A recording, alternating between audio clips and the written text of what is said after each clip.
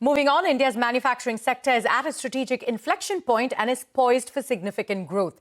Sample this, manufacturing value added is projected to touch $1.3 trillion by FY30 from the current $471 billion. The growth is fueled by strong policy support as well as the fact that India benefits from a large and rapidly expanding engineering workforce. Speaking to CNBC-TV18's Parikshit Luthra, Prashanth Prakash of Accel Partners talks about advanced manufacturing and the top bets in the space. Take a look.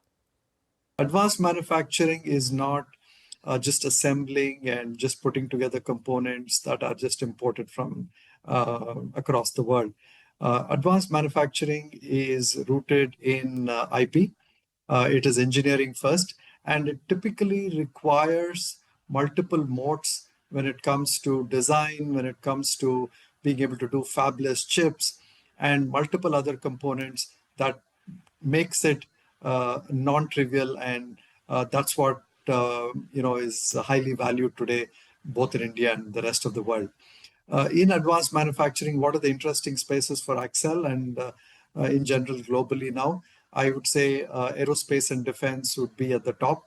I think this whole idea of defense warfare totally changing. We have seen it in Operation Sindoor. We've seen it in the Ukraine.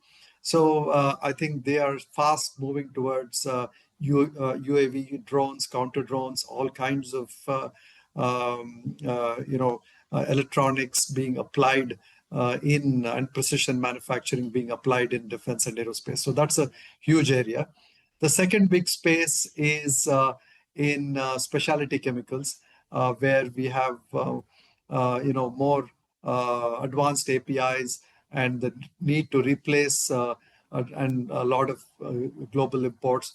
So that's the second area. The third would be, in general, electrical and electronics design. There is a huge import bill for us in importing chips.